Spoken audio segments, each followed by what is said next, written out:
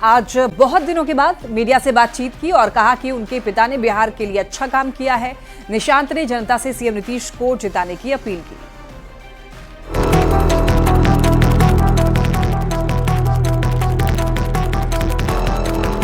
निशांत कुमार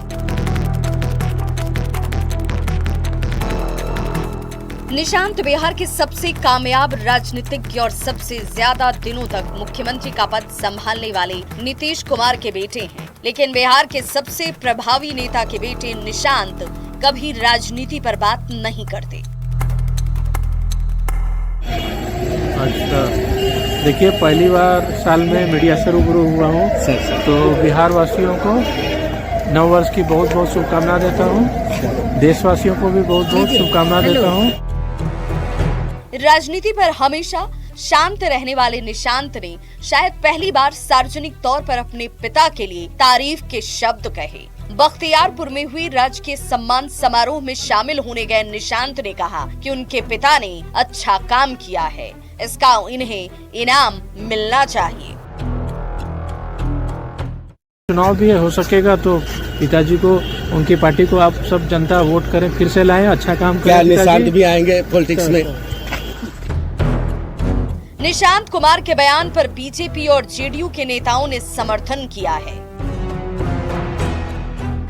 निशांत जी ने यह भी बिल्कुल सही कहा कि अपने मुख्यमंत्रित्व काल में उनके पिताजी ने काफी काम किया और अभी कर भी रहे। वहीं निशांत कुमार के बयान के पीछे कांग्रेस को कुछ और ही नजर आ रहा है।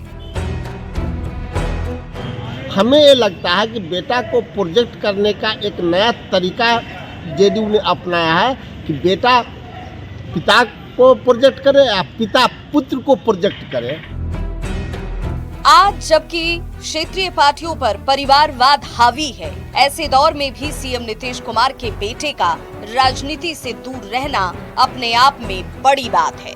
यही वजह है कि निशांत जब भी कुछ बोलते हैं वो चर्चा का विषय बन जाता है। न्यूज़ 18 के बाढ़ से अनिरुद्ध और पटना से विनीता मिश्रा के साथ ब्यूरो रिपोर्ट। राहुल गांधी के बिहार दौरे पर सियासत तेज हो गई है। राहुल गांधी बिहार में कांग्रेस कार्यकर्ताओं में जोश भरने के लिए आ रहे हैं, लेकिन मंत्री अशोक चौधरी के एक बयान ने कांग्रेस के हाई जोश पर पानी फेर दिया है। आखिर अशोक चौधरी ने ऐसा क्या कह दिया है, इस रिपोर्ट में देखिए। राहुल गांधी शनिवार को बिहार दौरे पर आ रहे हैं। राहुल सदाकत आश्रम में कार्यकर्ताओं को संबोधित करेंगे और कार्यकर्ताओं को 2025 चुनाव के लिए जीत का मंत्र भी देंगे। राहुल गांधी के बिहार दौरे पर सियासत हाई है। मंत्री अशोक चौधरी ने राहुल गांधी के दौरे पर बड़ा बयान दिया। अशोक चौधरी ने कहा, राहुल गांधी आरजेडी के भरोसे बिहार की सियासत करते हैं। कांग्रेस के पास बिहार में अपना कुछ भी नहीं है। लोगों का बिहार में मनोबल ना गिरे, इसलिए राहुल गांधी जी आ रहे हैं। इनफैक्ट राहुल जी पहले भी आ चुके हैं, लेकिन पिछले लगभग 3 दशक से आरजेडी के सहारे ही बिहार की राजनीति कर रहे हैं। कांग्रेस पर अशोक चौधरी के बयान से सियासत सुलग गई। कांग्रेस ने अशोक चौधरी को गद्दार बताया तो आरजेडी ने भी अशोक चौधरी के बयान पर सवाल खड़े कर दिए। बीजेपी ने अशोक चौधरी के बयान को सही ठहराया है। पार्टी में पद पाने वाले या पद के साथ साथ सब कुछ पाने वाले लोग जब किसी दूसरी पार्टी में चले जाते हैं तो हिंदी में उसको गद्दार शब्द कहते हैं। तो उन्होंने यहाँ की गद्दारी की, लेकिन मेरा ऐसा मानना है कि दूसरी गद्दारी भी वो वहाँ से करेंगे। एक बार जब आदमी का चरित्र जैसा बन जाता है वो वैसा ही काम करता है। लालू यादव जी ने एक पॉलिटिकल प्लानिंग के तहत कांग्रेस को अपने ऊपर परजीवी बना दिया। राहुल गांधी के आने से कुछ उम्मीद जगी थी कांग्रेसियों में, पर अशोक चौधरी जी ने बिल्कुल सही कहा, राहुल गांधी जी पूरे तरीके से विफल रहे।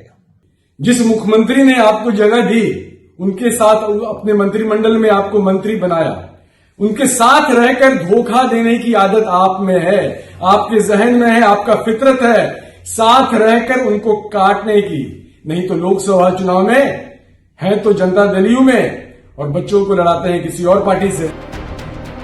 ये भी सियासी सच्चाई है कि कांग्रेस पिछले कई दशकों से बिहार में सहारे की राजनीति कर रही है। कांग्रेस बिहार में अपने पैरों पर खड़ी नहीं है। कांग्रेस का संगठन भी बिहार में बेहद कमजोर है। अब अशोक चौधरी ने जब ये हकीकत बयां कर दी है तो बिहार में सियासी शोले भड़क उठे। न्यूज़ 18 के लिए पटना से धर्मेंद्र कुमार के साथ अमित कुमार की रिपोर्ट। बीजेपी के प्रदेश अध्यक्ष दिलीप जायसवाल ने बड़ा बयान दिया है। दिलीप जायसवाल ने कहा, बिहार में 5 पांडव तैयार। दिलीप जायसवाल के बयान पर बयानबाजी का नया दौर तेज हो गया है। बिहार की सियासी लड़ाई कौरव पांडव तक आई। हमारे 5 दल के सभी कार्यकर्ता पांडव के तरह। बीजेपी के प्रदेश अध्यक्ष दिलीप जायसवाल ने बड़ा बयान देते हुए कह दिया कि बिहार में 5 पांडव तैयार हैं। हमारे 5 दल के सभी कार्यकर्ता पांडव के तरह बिहार के विकास करने के लिए, बिहार को न्याय के साथ आगे बढ़ाने के लिए नीतीश कुमार जी और नरेंद्र मोदी जी के नेतृत्व में आगे कूच कर चुका है। दिलीप जायसवाल ने बिहार एनडीए में शामिल 5 दलों को पांडव कहा। ऐसे में ये बहस तेज हो गई है कि वो फिर कौरव किसे मानते हैं। दिलीप जायसवाल के 5 पांडव वाले बयान पर जब आरजेडी के नेता तेजस्वी यादव से सवाल पूछा गया तो तेजस्वी ने खुद सवाल के जरिए ही जवाब दिया। सुन लीजिए। पिछले बार कितने दल थे? पिछले बार कितने दल थे? कौन कौन थे? शुक्रिया, थैंक यू। पिछले बार भी तो 5 ही थे। बिहार में विधानसभा का चुनाव इसी साल होना है और राजनीतिक दल पूरी तरह से चुनावी मूड में आ चुके हैं। खासकर एनडीए में शामिल दलों ने तो साथ में कार्यकर्ता सम्मेलन भी शुरू कर दिया है। और अब तो दिलीप जायसवाल ने ये कहकर कि 5 पांडव तैयार हैं, 2025 चुनाव के लिए तस्वीर साफ कर दी है और सियासी बहस छेड़ दी है। न्यूज़ 18 के लिए शिवहर से राकेश और पटना से रवि एस नारायण के साथ ब्यूरो रिपोर्ट। लोकसभा में विपक्ष का नेता बनने के बाद राहुल गांधी पहली बार बिहार यात्रा पर कल पटना पहुंच रहे हैं। पटना में राहुल गांधी पार्टी मुख्यालय सदाकत आश्रम में कांग्रेस कार्यकर्ताओं को भी संबोधित करेंगे। राहुल गांधी के दौरे को लेकर कांग्रेस नेता काफी उत्साहित हैं। सदाकत आश्रम में उनके आगमन को लेकर तैयारी की गई है। पार्टी ऑफिस के आसपास के इलाकों में बैनर पोस्टर लगाए गए हैं। देखिए, कांग्रेस का विलेज लेवल वर्कर से लेके सभी नेता कार्यकर्ता उत्साहित हैं। उत्साह का संचार हुआ है, सब ऊर्जा से भरे हुए हैं उनका ऐतिहासिक स्वागत और अभिनंदन करने के लिए। और कल हम लोगों का पूरा ही केंद्रित है कि किस तरह से भीड़ को कंट्रोल किया जाए। कि बहुत ही जोश है, उल्लास है और राहुल गांधी जी एलओपी बनने के बाद पहली बार आ रहे हैं और राहुल गांधी जी ने जिस तरह से पूरी एक विश्वसनीयता बनाई है और लोगों के दिलों में जिस तरह से वो राज कर रहे हैं तो बहुत ज्यादा उत्साह है। पूरे बिहार के कार्यकर्तागण तो आ ही रहे हैं, हाँ, और सभी लोग आ रहे हैं। आप ये भी देखिए कि जो सामाजिक संगठन है, जो हो सकता है कि हमारी पॉलिटिकल पार्टी से जुड़े हुए नहीं हो, लेकिन राहुल गांधी जो मुद्दे उठा रहे हैं उनसे जुड़े हुए हैं। वो मुद्दा क्या है? वो सामाजिक न्याय का है, सामाजिक एकता का है। बिहार में भ्रष्ट अधिकारियों और नेताओं के खिलाफ एक्शन जारी है। राज्य पुल निर्माण निगम के प्रोजेक्ट इंजीनियर के ठिकानों पर जब विजिलेंस की टीम ने छापा मारा तो करोड़ों की संपत्ति का खुलासा हुआ। विजिलेंस की टीम भी इंजीनियर की अकूत संपत्ति देख करके हैरान रह गई।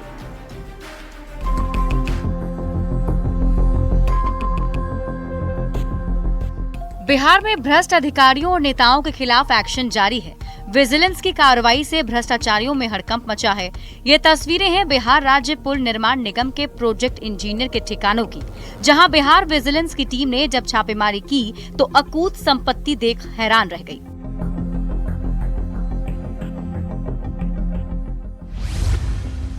इंजीनियर के पास से जमीन के 34 डीड मिले हैं। 21 लाख के जेवर बरामद किए गए। इंजीनियर के ठिकाने से सोने के बिस्किट भी बरामद किए गए। जंग बहादुर सिंह की पत्नी के नाम पर पीएफ में 85 लाख रुपए का निवेश है। 29 पासबुक भी जब्त किए गए हैं।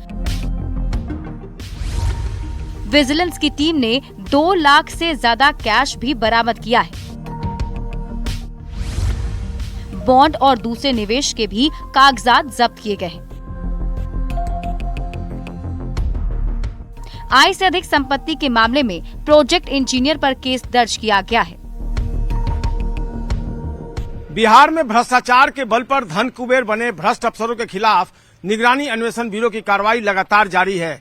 इस साल यह तीसरा मामला है जब प्रोजेक्ट इंजीनियर जो बिहार राज्य पुल निर्माण निगम में पोस्टेड है जंग बहादुर सिंह, उनके ठिकानों पर निगरानी अन्वेषण ब्यूरो की टीम ने छापेमारी की है। कुछ संपत्ति का पता चला है। कल रात से ये छापेमारी शुरू हुई थी और आज शुक्रवार के दिन तक ये छापेमारी चली और छापेमारी के बाद भारी संपत्ति का पता चला है।